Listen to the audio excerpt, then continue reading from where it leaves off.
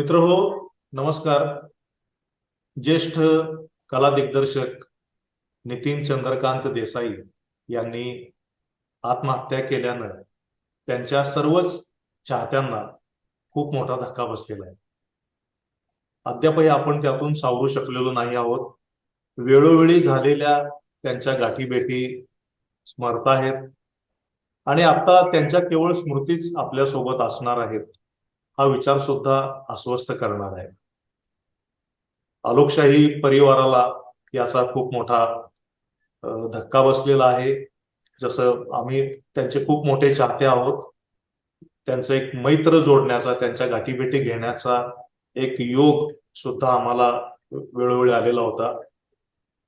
मित्रांनो, आपली ही अवस्था आहे तर त्यांच्या जवळच्या कुटुंबियांची, मित्र परिवाराची काय अवस्था असेल. प्रख्यात सिनेपत्रकार आणि तारांगणचे संपादक मंदार जोशी सर यांनी तर नितीन चंद्रकांत देसाई यांच्या जीवन कार्यावरती त्यांचा एक चरित्र ग्रंथच साकार केलेला आहे. या चरित्र ग्रंथाचं नाव आहे आधुनिक युगाचा विश्वकर्मा. आणि या चरित्र ग्रंथाचं वैशिष्ट्य असं की हा कुठल्याही कला दिग्दर्शकाचा किंवा कला दिग्दर्शनाच्या कार्याचा वेध घेणारा केवळ महाराष्ट्रातीलच नव्हे, भारतातीलच नव्हे, तर जगामधला पहिला अशा प्रकारचा चरित्र ग्रंथ आहे. हे या ग्रंथाचं मोल आहे आणि तो ग्रंथ नितीन चंद्रकांत देसाई यांच्या जीवन कार्यावरती आधारित होता. तर या चरित्र लेखनाच्या निमित्तानं मंदार जोशी सरांना नितीन देसाई यांचा खूप मोलाचा सहवास लाभला. सिनेपत्रकार म्हणून तर ते त्यांच्या जवळचे होते, मात्र चरित्र लेखन करत असताना त्यांचा खूप जवळचा परिचय त्यांच्या व्यक्तिमत्वाचा मंदार जोशी सरांना झालेला आहे. अंतर्बाह्य नितीन देसाई त्यांनी अनुभवले आणि जगालाही सांगितले. ते मंदार जोशी सर आज आलोकशाहीवरती नितीन चंद्रकांत देसाई यांच्या आठवणी जागवण्यासाठी आपल्यासोबत आहेत. मंदार सर, आपलं आलोकशाहीमध्ये स्वागत करतो. नितीन देसाई सर अकाली गेलेत, खूप मोठा धक्का आहे, काय भावना आहेत? खरंच आलोक, खूप मोठा धक्का आहे. म्हणजे काल सकाळी मला हे वृत्त कळलं आणि तेव्हापासून आज तागायत मी त्याच धक्क्यात आहे. कारण नितीन देसाई हे किती कला दिग्दर्शक मोठ्या लेवलचे होते हे सगळ्यांनाच माहिती आहे. पण माझा त्यांच्याशी खूप वैयक्तिक संपर्क होता. मी त्यांचं चरित्र लिहिलं होतं त्या आणि एक चरित्र लेखक या नात्याने मला खूप काळ त्यांच्याबरोबर घालवता आला होता. त्यांच्या वेगवेगळे पैलू मला बघता आले होते. त्यामुळे त्या सगळ्या आठवणी कालपासून माझ्या मनात आहेत आणि त्या आठवणी इतक्या सुंदर आहेत. त्यामुळे त्यांचं असं अकाली अचानक निघून जाणं याच्यावर खरं तर विश्वास बसत नाहीये. त्यामुळे खूप त्रासदायक हा सगळा प्रकार आहे गेले 24 तास. आपण आधुनिक युगाचा विश्वकर्मामध्ये नितीन देसाई यांच्या जीवन वाटचालीचं चित्रण केलं, पण माणूस हम्म. म्हणूनही त्यांचं एक वेगळेपण, मोठेपण आपण अधोरेखित केलं. तर हे हम्म. या माणूसपणाविषयी त्यांच्या तुम्ही काय सांगा? माणूस तर खूपच चांगला होता. म्हणजे मी तुम्हाला अगदी सुरुवात करायची तर सांगतो, माझं पहिलं पुस्तक होतं आमिर खानवरचं. तो किती मोठा ऍक्टर आहे सगळ्यांनाच माहिती आहे. पण त्याच्यानंतर मला अशी व्यक्ती हवी होती की जिचं मराठी चित्रपटसृष्टी आणि भारतीय चित्रपटसृष्टी याच्यासाठी योगदान असलं पाहिजे आणि ती व्यक्ती शक्यतो पडद्यामागची असावी असं मला वाटत होतं.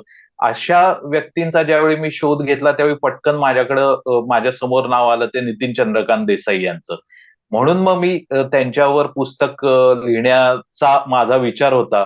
पण तो काळ साधारण मी तुम्हाला सांगतो 2010चा तो काळ होता. म्हणजे जवळपास आता 12-13 वर्ष झाली.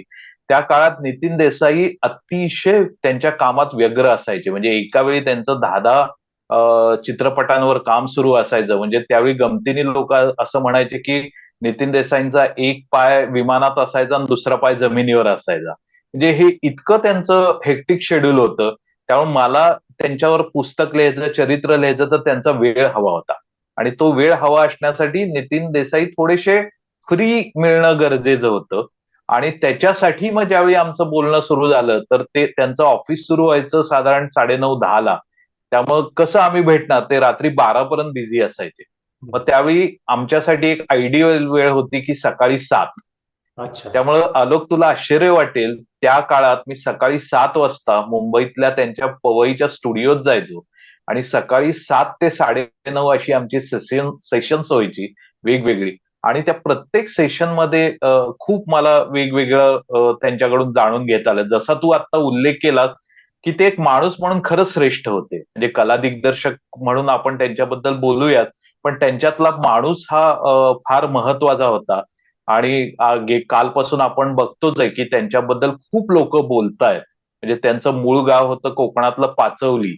त्या पाचवली गावावर तर शोककळा पसरलेली आहे. कारण ते एवढे कनेक्टेड होते, म्हणजे ते एवढे मोठे कला दिग्दर्शक झाले, पण दरवर्षी ते गणेशोत्सव आणि होळीच्या सणाला गावी जायचे.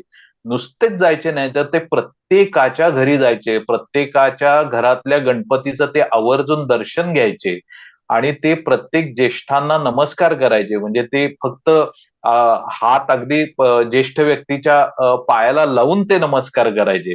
ते त्यांना खूप आदर होता. ह्याच्यातून मला सांगायचं हेच आहे, की त्यांच्यातला माणूस हा खूप जागरूक होता आणि ते खूप माणसांवर प्रेम करायचे. त्यामुळेच आज जी काही आपण गेल्या 24 तासात समाज माध्यमांवर जी हळहळ बघतोय, ती त्यामुळेच आहे. त्यांनी अनेकांना घडवलं, अनेकांच्या संपर्कात राहिले ते. आणि हो. मला तुला आणखीन एक गोष्ट त्यांचा माणूस म्हणून सांगायची आहे, की त्यांनी जे एनडी स्टुडिओ सुरू केला, तो त्यांनी सर्वसामान्य लोकांसाठी खुला केला होता. तर बरोबर. अनेक लोक तिथं भेटी द्यायला यायचे तो स्टुडिओ. ते प्रत्येकाला भेटायचे. हम्म. म्हणजे मी माझ्याकडे वेळ नाही, त्यांच्याकडे मीटिंग सुरू असल्या तरी ते मीटिंग मधून काही वेळासाठी बाहेर यायचे आणि लोकांबरोबर बोलायचे, लोकांना सेल्फी काढून द्यायचे. मला वाटतं की हा खूप वेगळा गुण होता त्यांचा. हो. आपण म्हणालात की त्यांचे सगळ्या प्रकारच्या कला दिग्दर्शनामध्ये एक वेगळेपण त्यांचं दिसून यायचं. तर नितीन देसाईंना जशी भव्य दिव्यतेची आस होतीच, मात्र तमस असू दे किंवा भारत एक खोज असू दे, या अशा हं, सिरियल्स मधून अत्यंत एक वास्तवदर्शी अ, पणाचं एक कला दिग्दर्शन त्यांच्या हातून घडलं. तर हा हं, इतका प्रचंड कॅनव्हास कशा पद्धतीनं, आता मी का विचारतोय, कारण त्यांच्या त्या अभ्यासाचा अभ्यास तुम्ही केलेला आहे. तर नेमकं हे हं. त्यांना कसं साध्य झालेलं होतं, एवढा प्रचंड कॅनव्हास आहे तो. बरोबर. खूप चांगला प्रश्न आहे. मला वाटतं, की मी नितीन देसाई यांच्या यशाची जर 3 मोठे फॅक्टर जर आपण आलोक बघितले, एक तर त्यांना नैसर्गिक गुणवत्ता त्यांची, हो. त्यांच्यावरचे संस्कार, या 2 पहिल्या महत्त्वाच्या गोष्टी. आणि त्याच्यानंतरची मुख्य गोष्ट म्हणजे त्यांना सुरुवातीच्या काळात लाभलेले मोठे लोक हो. आणि सहकलाकार. हां. हो. आता तू ज्या कलाकृतींची नावं घेतलीस, तमस, भारत एक खोज, हे दिग्दर्शित केले होते गोविंद निहलानी आणि श्याम बेनेगल यांनी. म्हणजे यासारखे समाजाचा अतिशय चांगला अभ्यास असलेले दिग्दर्शक त्यांना सुरुवातीच्या काळात मिळाले. म्हणजे या 2 नावांमध्ये मी आणखी एका नावाची भर घालीन, गुलजार. गुलजार साहेब सुद्धा त्यांना सुरुवातीच्या काळात भेटले होते. त्यामुळे ह्या सगळ्या लोकांमुळे काय झालं, नितीन देसाईंकडे गुणवत्ता होती, पण ह्या मोठमोठ्या लोकांबरोबर काम केल्यामुळं त्यांची चित्रपट माध्यमाकडे बघण्याची दृष्टीच बदलली होती. म्हणजे हे लोक किती अभ्यास करून सेटवर जातात. हो. त्यामुळे नितीन देसाईंना सुद्धा अभ्यासाची गोडी लागली होती. इतिहासावर तर त्यांचं प्रेम होतंच पहिल्यापासून. हो. पण ह्या लोकांबरोबर जर आपल्याला चांगलं काम करायचंय, तर आपण त्यांच्या तोलामोलाचा अभ्यास करून सेटवर जायला पाहिजे असं त्यांना वाटायचं आणि त्यामुळे ते तेवढा अभ्यास करून जायचे. हम्म. त्यामुळे ह्या सगळ्या गुरु लोकांचा त्यांना सुरुवातीला सहवास मिळाला आणि नंतरचे जे लोक आहेत, म्हणजे नंतरचे जी आपण त्यांचे सगळे चित्रपट आहेत, मग त्यात आशुतोष गोवारीकर आहे, संजय लीला भंसाळी आहेत, हे जे मोठे तरुण दिग्दर्शक होते, ते त्यांना सहदिग्दर्शक मिळाले त्या काळातले. त्यामुळे त्यांच्याबरोबरची ही त्याचं असोसिएशन नितीन दादांचं खूप चांगलं झालं. त्यामुळे एकीकडं चांगले गुरु मिळणं आणि हो. दुसरीकडं चांगलं काम करायला मिळणारे चांगले दिग्दर्शक सहकारी मिळणं, हे बरोबर. खूप नितीन देसाईंच्याही भाग्याची गोष्ट म्हणावी लागेल. त्यामुळे त्यांच्यातला कलाकार जास्त पटकन घडला असं मला वाटतं. अ, अभ्यास नेमका कशा पद्धतीनं करायचे ते कुठल्याही स्क्रिप्टचा, कारण ते त्यांनी मुलाखतीतून बऱ्याच सांगितलं की स्क्रिप्टचा अभ्यास करणं माझ्यासाठी फार महत्वाचं. तर तुमचं निरीक्षण काय? अभ्यास खरंच म्हणजे मी काही महत्वाच्या गोष्टी सांगतो त्या कदाचित काही जणांनी सांगितल्या नसतील. म्हणजे एखादा स्टोरी रायटर नितीन देसाईंकडं स्टोरी नरेशनसाठी यायचा आणि तो त्याचं स्टोरी सांगायला सुरू करायचा.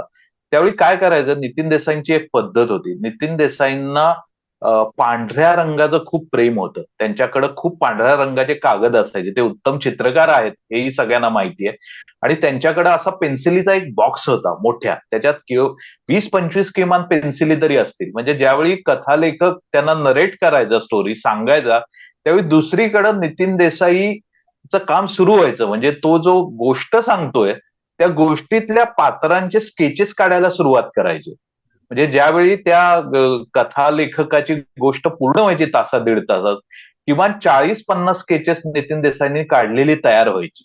म्हणजे अच्छा. म्हणजे ते आधी स्केचेस करायचे, काय गोष्ट सांगतोय आणि कशा प्रकारची पात्र आहेत. त्याच्यानंतर सर्वात महत्वाची गोष्ट असते ती त्या पात्रांना अनुकूल असं सगळी आपल्याला बॅकग्राऊंड निर्माण करणं हे कला दिग्दर्शक आणि प्रोडक्शन डिझायनरचं काम असतं. आणि मला इथं सांगायला आनंद ह्याच्यासाठी होतो कारण मी नितीन देसाईंचं सगळं जवळून काम बघितलं असल्यामुळं नितीन देसाईंची लायब्ररी अतिशय समृद्ध अशी होती. क्या बात म्हणजे आहे. त्या लायब्ररीमध्ये जगभरातल्या चांगल्या सिनेमांवरची पुस्तकं तर होतीच आणि ती वेगवेगळ्या भाषांमधली पुस्तकं होती.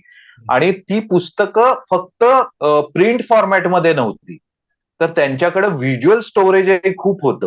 म्हणजे सपोज आपल्याला काय पिरॅमिडचा काहीतरी उल्लेख आहे किंवा आणखी काहीतरी समुद्राचे उल्लेख आहेत, तर त्यांच्याकडं सात सात जे आपण 7 समुद्र म्हणतो, ते अच्छा. 7 समुद्राची सगळी माहिती ही त्यांच्याकडे व्हिज्युअल स्वरूपात स्टोअर होती.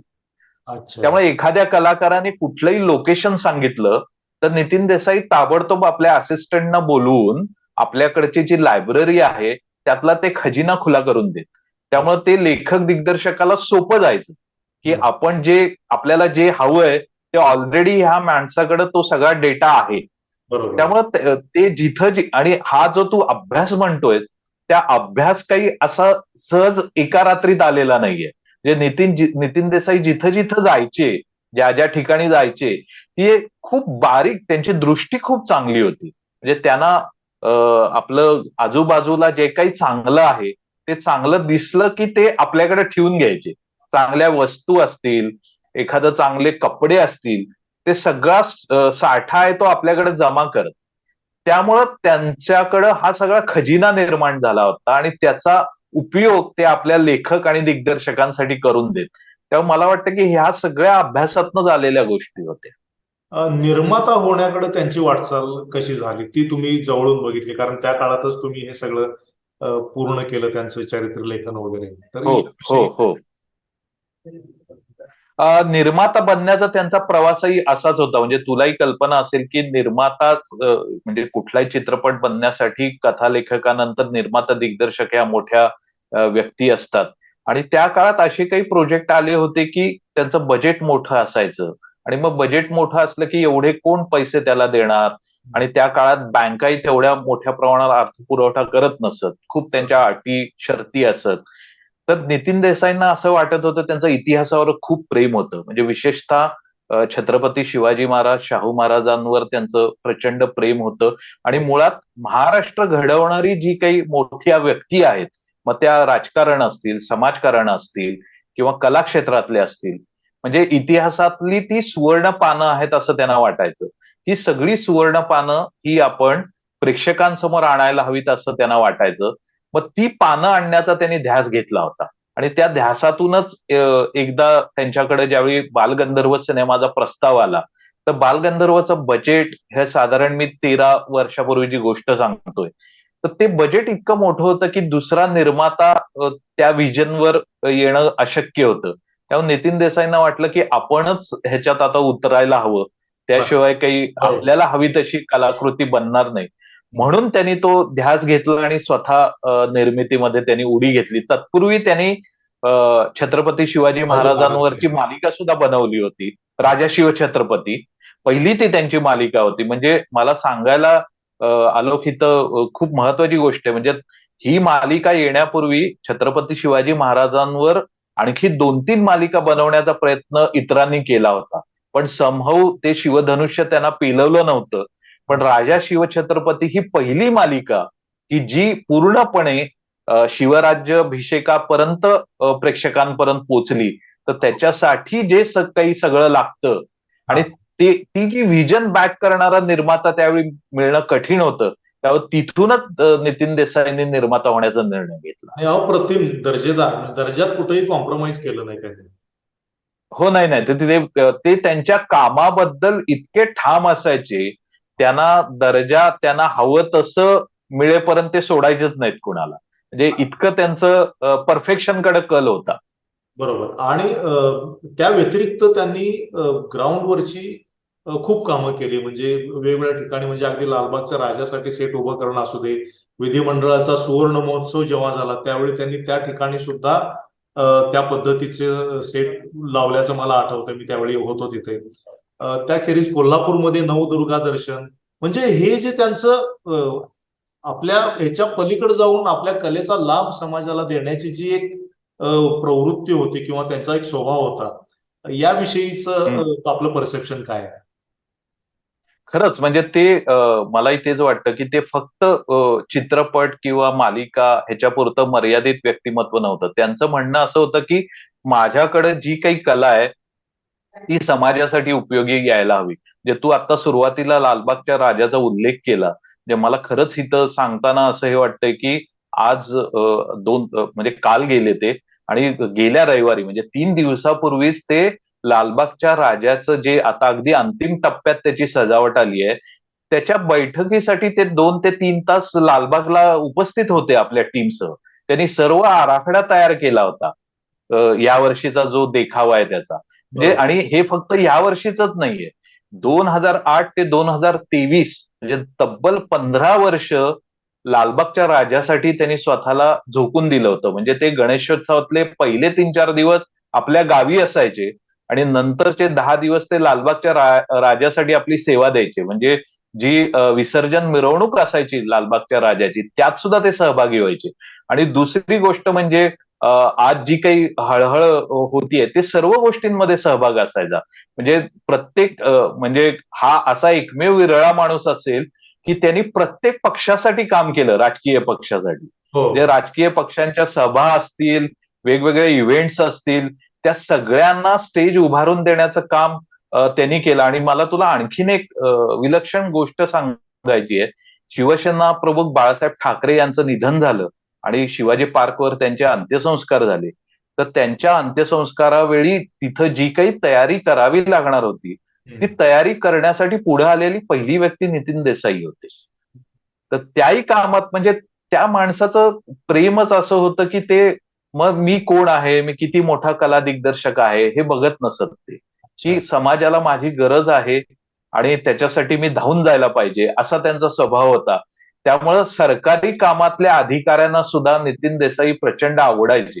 कारण ते अतिशय कमी वेळेत त्यांच्याकडं जो काही त्यांच्याकडं साठा होता वेगवेगळ्या वस्तूंचा, ते आपला कोठार ते खुलं करून द्यायचे आणि अत्यंत कमी वेळेत लोकांना जो काही त्यांचा कार्यक्रम असेल तो साजरा करता यायचा. येस, खरं आहे. आपण म्हणालात ते अगदी खरं आहे सर. मला सांगा की ही त्यांची जी कला दिग्दर्शनातली जी भव्य दिव्यतेची सगळी आस होती, यामधूनच त्यांची याची उभारणी झाली, एनडी स्टुडिओची. तर हे एक फार मोठं स्वप्न होतं, जे की एक मराठी माणसानं, तेही कुठल्या तरी एका चाळीतल्या मुलानं कला दिग्दर्शनाच्या क्षेत्रात जायचं आणि तिथं असिस्ट करता करता स्वतःचं नाव घेऊन इतकं मोठं व्हायचं. आणि ते करतानाही त्यातलं जे टॉपचं आहे की एक स्टुडिओ उभा करण्याचं स्वप्न. म्हणजे महाराष्ट्रामध्ये याच्यापूर्वी अनेक कला दिग्दर्शक, मोठी मोठी व्यक्तिमत्व या चित्रपट क्षेत्रात होऊन गेली. त्यांनी स्टुडिओ कल्चर आलं, पण जे दक्षिणेकडे झालं किंवा उत्तरेकडे करण्याचा प्रयत्न झाला, ते या माणसानं कर्जत सारख्या ठिकाणी उभं करून दाखवणं किती मोठी गोष्ट आहे. हे हे कसं साध्य केलं, ही ही स्वप्न काय होती आणि कशी फ्लरिश केली, ती अचीव्ह करण्यासाठी तो संघर्ष कसा होता? आलोक, त्यांची जी स्टुडिओ निर्मिती मागची जी कहाणी आहे ना, ती सुद्धा खूप विलक्षण आहे. हो, हो. जे साधारण 90च्या दशकात ते चित्रनगरीमध्ये त्यांचे एका वेळी 8-8 सेट लागलेले असायचे. जे हम्म. मी साधारण हा 94-95चा काळ सांगतोय, तिथपासूनचा पुढचा. हो. जे फिल्म सिटीत जे वेगवेगळे फ्लोअर आहेत, त्या प्रत्येक फ्लोअरवर ह्यांचा सेट लागायचा.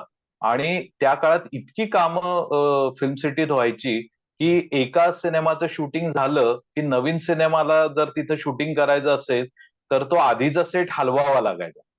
म्हणजे हलवावा लागायचा म्हणजे त्या काळातले जे सेट असेल ते सगळे प्लास्टर ऑफ पॅरिस पासून बनवलेले असायचे. ते तोडावेच लागत. म्हणजे तो बरं, सेट बरं. तोडल्याशिवाय तिथं नवीन सेट उभारला जात नसे. हम्म, तर हम्म. एकदा झालं काय, नितीन देसाईंनी त्यांच्याच सिनेमाचा लावलेला सेट त्याचं शूटिंग संपलं आणि नितीन देसाईंना आपल्या डोळ्यादेखत आपण लावलेला सेटच तोडलेला पाहावा लागला. बरं, ती बरं. बाब त्यांच्या मनाला खूप लागली. त्यांना वाटलं, की आपण हे जे काही विलक्षण काम केलेलं आहे, ते असं तुटलेलं चांगलं नाही. संपलं ते. हो. एवढं जर आपण काम केलंय, तर ते स्टोअर करता आलं पाहिजे. एक तर ते स्टोअर करता आलं पाहिजे आणि दुसरी गोष्ट म्हणजे स्टोअर केलेलं काम ठेवण्यासाठी तुमच्याकडे जागा हवी. हो. या 2 गोष्टी त्यांना खूप महत्त्वाच्या वाटल्या आणि ते जर करायचं असेल, तर त्याच्यासाठी आपल्याला स्वतःचा स्टुडिओ निर्माण करावा लागेल. आणि फक्त एवढंच नव्हे, तर तो स्टुडिओ इतका ॲडव्हान्स असला पाहिजे, म्हणजे कथालेखकाने फक्त त्याच्या स्टोरीचा ड्राफ्ट आणायचा आपल्याकडं हम्म. आणि सर्व प्रोसेसिंग त्याची आपल्या स्टुडिओत होईल. म्हणजे त्याचं म्हणजे लिखाण झाल्यानंतरचं शूटिंग असेल, पोस्ट प्रोडक्शन असेल आणि रिलीज परत. ते हो. सर्व काम एकाच जागी करण्याची यंत्रणा असलेला स्टुडिओ हा आपल्याकडं असायला हवा.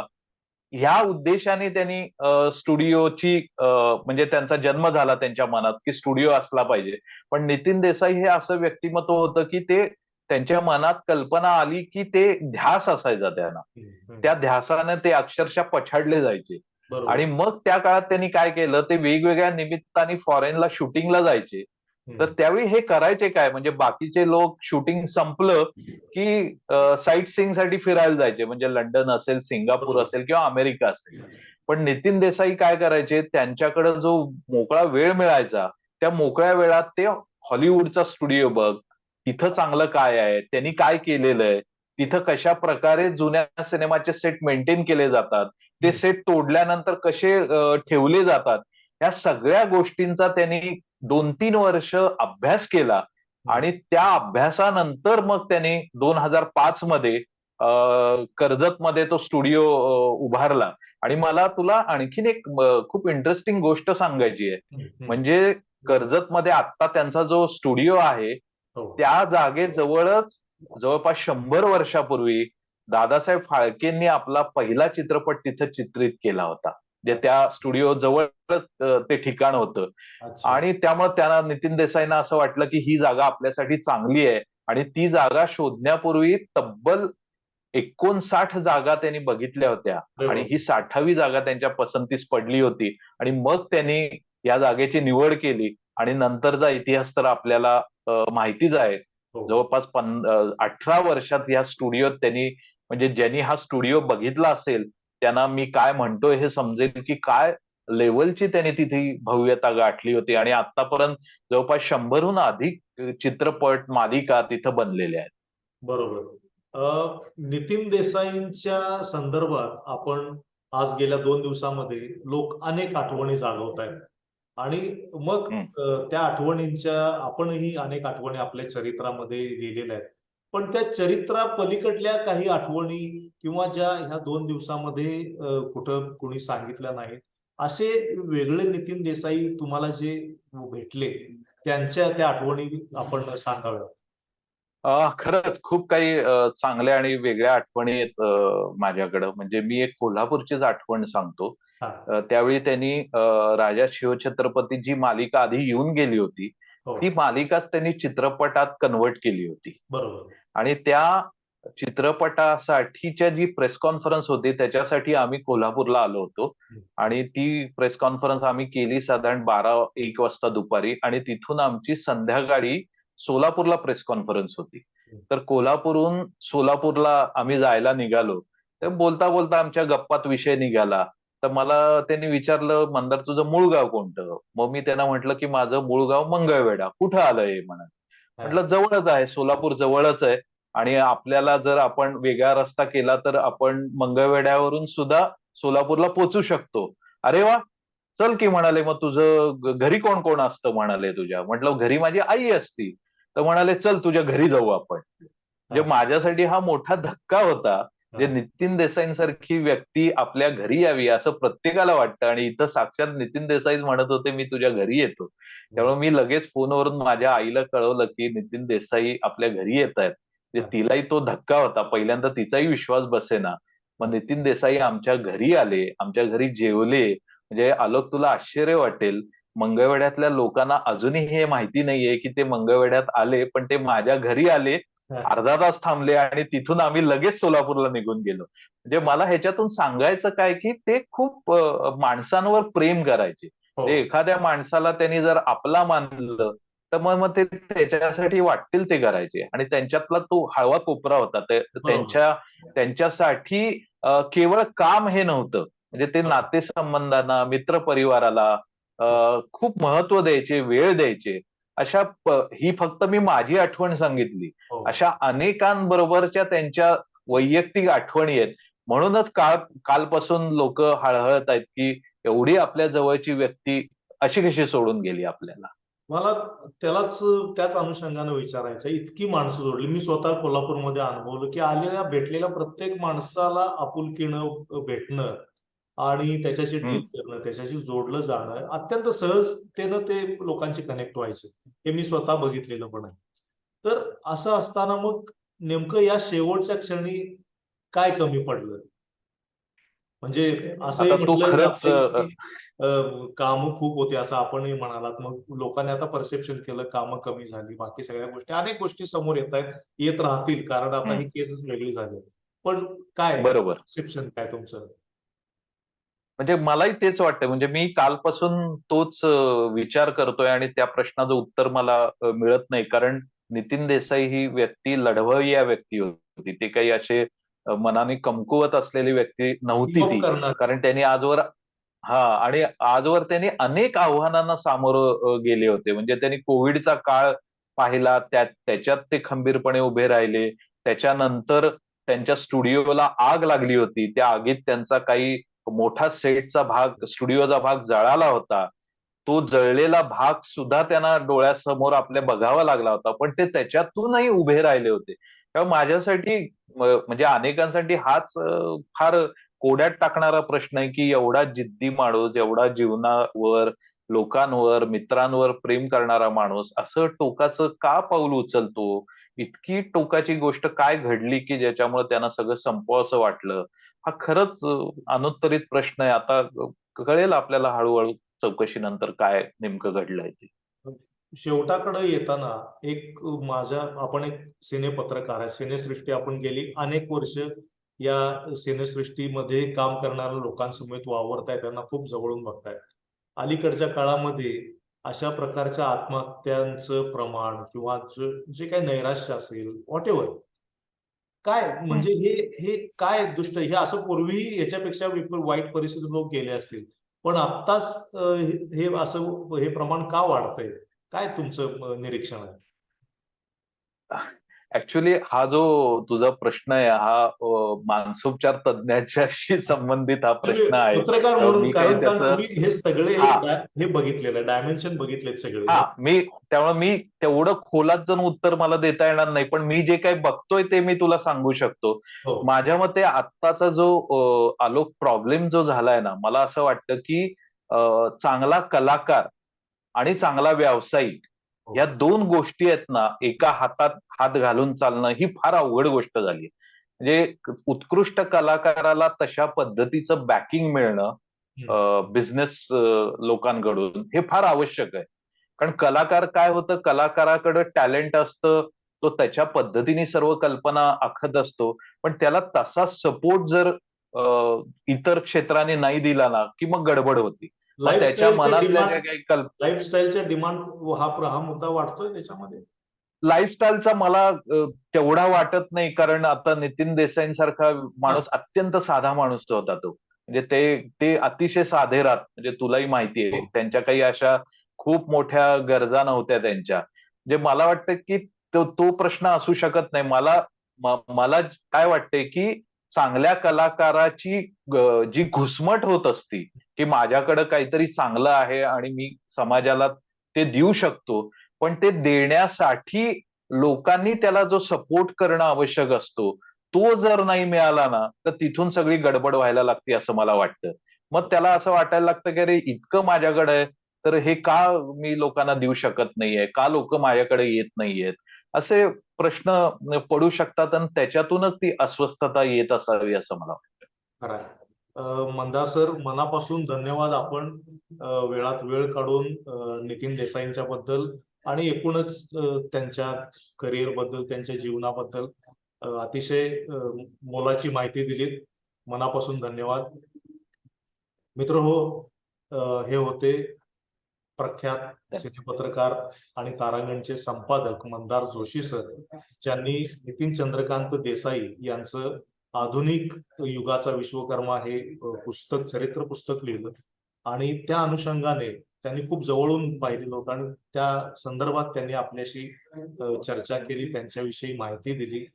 आणि एकूण मग या व्यवसायामध्ये एखादी घुसमट झाल्यानंतर मग काय परिणाम होऊ शकतात, किती टोकापर्यंत माणूस जाऊ शकतो, याची प्रचितीच जणू काही यामधून आली.